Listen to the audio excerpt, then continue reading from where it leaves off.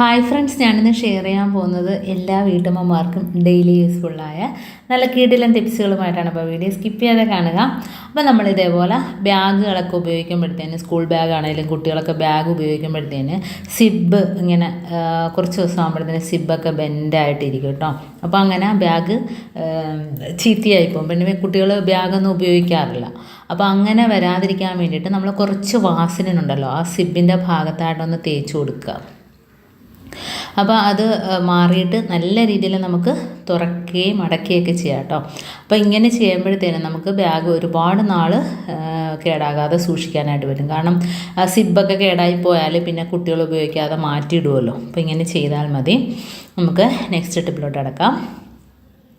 അപ്പോൾ നമ്മൾ തുണിയിലൊക്കെ പിന്ന് കുത്തുമ്പോൾ എന്താണ്ട് ഇതേപോലെ പിന്ന് നമ്മൾ കുത്തുമ്പോഴത്തേന് ആ പിന്ന് അകത്തൂടെ ഇറങ്ങി വരും അല്ലേ. പ്രത്യേകിച്ച് ഈ പോളിസ്റ്ററിൻ്റെ തുണിയൊക്കെ ആകുമ്പോഴത്തേന് തുണിയൊക്കെ ചീത്തയായി പോകുന്നു. ഇങ്ങനെ കുത്തുമ്പോഴത്തേന് അകത്തൂടെ ഇറങ്ങി ഇപ്പുറത്തൂടെ വരും കേട്ടോ. അപ്പം അങ്ങനെ വരാതിരിക്കാൻ വേണ്ടിയിട്ട് നമ്മൾ ആ പിന്നിൻ്റെ ഈ ഭാഗം ഉണ്ടല്ലോ, അവിടെ ഇതേപോലെ ഒന്ന് നൈൽ പോളിഷ് ചെയ്ത് കൊടുക്കുക കേട്ടോ. നൈൽ പോളിഷ് ഇതേപോലെ ഒന്ന് ഇട്ട് കൊടുക്കുക. പിന്നെ ഉണങ്ങിയതിന് ശേഷം നമ്മളത് ഉപയോഗിക്കുക കേട്ടോ. ഉണങ്ങിയതിന് ശേഷം നമ്മളിങ്ങനെ ഒരു 3-4 പിന്ന് ഇതേപോലെ ആക്കി കൊടുത്തതിന് ശേഷം നെയിൽ പോളിഷ് ഉണങ്ങിയതിന് ശേഷം നമുക്ക് തുണിയിൽ കുത്തി കൊടുക്കാം. അപ്പം തുണി ചീത്തയാവില്ല, നൂല് വലിയില്ല, ഇതേപോലെ പിന്ന് ഇപ്പുറത്തോട്ട് ഇറങ്ങിയും വരില്ല കേട്ടോ. ഇതേപോലെ ഉണ്ടോ ആക്കി വെക്കാം.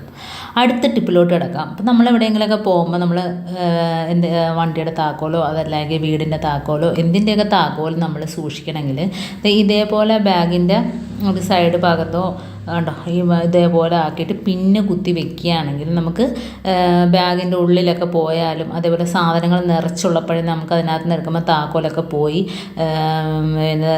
നമ്മുടെ കയ്യിൽ നിന്ന് പോകാനൊക്കെ ചാൻസ് ഉണ്ട്. അപ്പോൾ അങ്ങനെയൊന്നും ഇല്ലാതിരിക്കണമെങ്കിൽ ഇതേപോലെ പിന്നിൽ കുത്തിയിട്ട് താക്കോൽ ബാഗിനകത്ത് അകത്ത് കണ്ടോ ഇങ്ങനെ ഇടുകയാണെങ്കിൽ നമുക്ക് പെട്ടെന്ന് എടുക്കുകയും വെക്കുകയൊക്കെ ചെയ്യാം. അതുപോലെ എന്തെങ്കിലും സാധനം എടുത്താലും പുറത്തോട്ട് പോവില്ല. അപ്പം നിറച്ച് ബാഗിൽ സാധനങ്ങളൊക്കെ ഉള്ളപ്പോഴത്തേക്കും നമുക്ക് താക്കോൽ പോകുന്നു പേടിക്കേണ്ട, പെട്ടെന്ന് നമുക്ക് താക്കോലെടുത്ത് നമുക്ക് ഉപയോഗിക്കുകയും ചെയ്യും.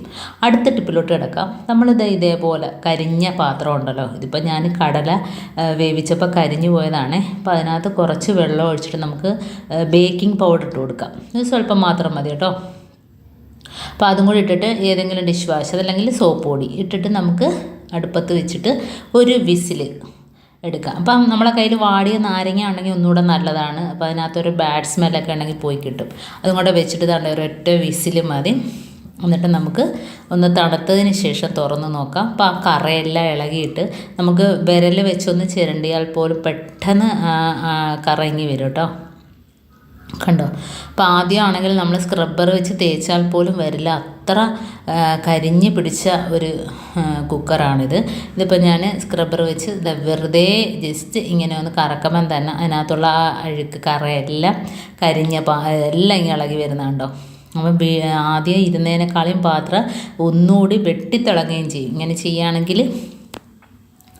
അപ്പോൾ അതുകൊണ്ട് ഞാൻ ആ കുക്കർ വെളുപ്പിച്ച് കാണിച്ചു തരാവേ. അപ്പോൾ പെട്ടെന്ന് തന്നെ ഒന്ന് കറക്കി കൊടുത്താൽ മതി. എന്നിട്ട് തന്നെ കഴുകിയെടുക്കുമ്പോൾ നോക്കിയോ, ആദ്യത്തെ പാത്രം ഇരുന്നതിനേക്കാളും നല്ല ക്ലീനായിട്ട് കിട്ടിയിട്ടുണ്ടാക്കാൻ പാകം കണ്ടോ. അപ്പോൾ ഇതുപോലെ നമുക്ക് അലുമിനിയത്തിൻ്റെയോ കുക്കറോ ഇതുപോലെ കരിഞ്ഞ് പിടിച്ചാൽ ഇങ്ങനെ ചെയ്താൽ മതി. എളുപ്പത്തിൽ നമുക്ക് ക്ലീനാക്കി എടുക്കാം. കൈയിട്ട് ഉരച്ച് ബലം കൊടുത്ത് കഷ്ടപ്പെടേണ്ട കാര്യമൊന്നുമില്ല. അപ്പം ഇതുപോലെ ചെയ്ത് നോക്കാം കേട്ടോ. ഇനി നമുക്ക് നെക്സ്റ്റ് ടിപ്പിലോട്ട് കിടക്കാം. അപ്പോൾ നമ്മൾ ബാത്റൂമൊക്കെ ക്ലീൻ ആക്കണമെങ്കിൽ വളരെ ഈസി ആയിട്ട് ചെയ്യാനായിട്ട് പറ്റും കേട്ടോ. അപ്പോൾ വിനാഗിരി ബേക്കിംഗ് പൗഡർ ആണ് ഇപ്പം ഞാൻ എടുക്കുന്നത്. ഇനി നമുക്ക് വേണ്ടത് ഉപ്പ് പൊടിയാണ്. ഇപ്പോൾ നമ്മൾ ഉപയോഗിക്കാത്ത പഴയ പാത്രം ഉണ്ടെങ്കിൽ എടുക്കുക. അതുപോലെ വാടിയ നാരങ്ങ ഉണ്ടെങ്കിൽ ഒരു പകുതി അത്ര എടുക്കുന്നുള്ളൂ കേട്ടോ. ഇപ്പോൾ ക്ലീനിങ് എത്രമാത്രം ഉണ്ടോ അതിനനുസരിച്ച് ഉപ്പിൻ്റെയൊക്കെയും സാധനത്തിൻ്റെയൊക്കെ അളവ് കൂട്ടുകയൊക്കെ ചെയ്യാം, കുറയ്ക്കുകയും ചെയ്യാം. ഇതിപ്പോൾ എന്തുണ്ട്, പകുതി വാടിയ നാരങ്ങ, നല്ല നാരങ്ങയൊന്നും വേണ്ട, വാടി നമ്മൾ കിടന്ന നാരങ്ങയുടെ പകുതി ചാറ് അതും കൂടെ പിഴിഞ്ഞൊഴിച്ചിട്ടുണ്ട് ഉപ്പ് പൊടിക്കകത്ത് കേട്ടോ. അപ്പോൾ 2 ടേബിൾ സ്പൂൺ ഉപ്പിനകത്താണ് ഞാൻ നാരങ്ങ പകുതി പിഴിഞ്ഞൊഴിച്ചത്. അതുപോലെ തന്നെ 1 സ്പൂൺ അളവിൽ ബേക്കിംഗ് പൗഡറും കൂടെ ഇട്ട് കൊടുത്തിട്ടുണ്ട്. ഇനി നമുക്ക് കുറച്ച് വിനാഗിരിയും കൂടെ ഒഴിച്ച് കൊടുക്കാം. വിനാഗിരി ഒഴിച്ചില്ലെങ്കിലും കുഴപ്പമൊന്നുമില്ല. വിനാഗിരിയും കൂടെ ഒഴിക്കുമ്പം നല്ലൊരു എഫക്റ്റ് കിട്ടും, കറയെല്ലാം ഇളകി കിട്ടും കേട്ടോ. അപ്പോൾ അതിന് വേണ്ടിയിട്ട് വിനാഗിരി കൊണ്ട് ഒഴിച്ച് കൊടുത്തിട്ടുണ്ട്. ഇത്രയും മാത്രം മതി, നമുക്ക് ഒരുപാട് ബാത്റൂമിനകം ഫുള്ള് നമുക്ക് ക്ലീൻ ആക്കാനായിട്ട് പറ്റും. ഇത്രയും മാത്രം മതി കേട്ടോ.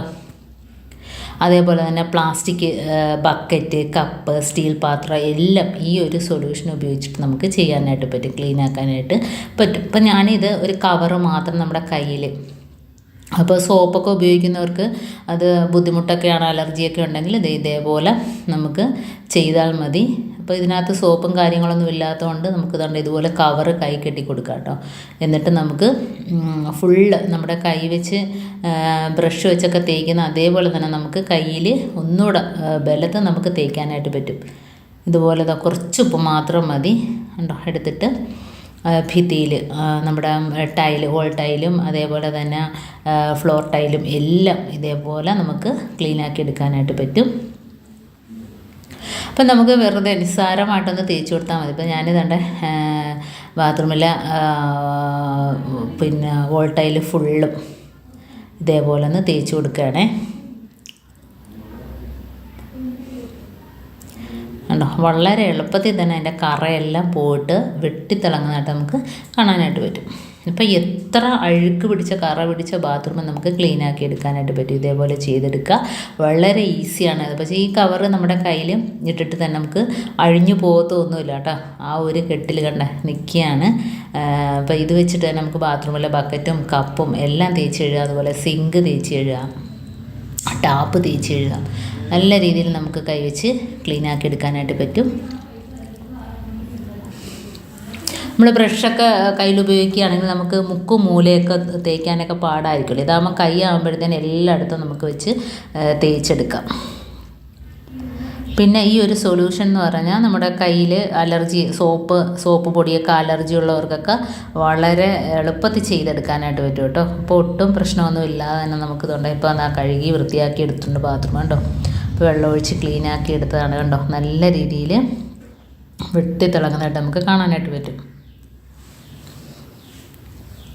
അതേപോലെ തന്നെ കണ്ടോ, ഇതേപോലെ ഇഴുക്കലൊക്കെ പിടിച്ച ബക്കറ്റ്, അതിൻ്റെ ഒരു സ്വല്പം ആ ഒരു സൊല്യൂഷൻ ഉപയോഗിച്ചിട്ട് കൈ വെച്ച് തന്നെ നമുക്ക് തേച്ചെടുക്കാം. ഇതേപോലെ തന്നെ കപ്പ് എല്ലാം തേച്ച് എടുക്കാനായിട്ട് പറ്റും കേട്ടോ.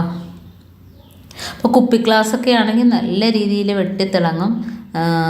മിക്കവർക്കും ഇതേപോലെ പിന്നെ ഡിഷ് വാഷ്, അതേപോലെ തന്നെ സോപ്പ് പൊടി ഒട്ടും കൈകൊണ്ട് തൊടാൻ പറ്റാത്തവരൊക്കെ ഉണ്ടല്ലോ. അപ്പം അങ്ങനെയുള്ളവർക്കൊക്കെ ഇത് വളരെ ഉപകാരപ്രദമാണ് കേട്ടോ.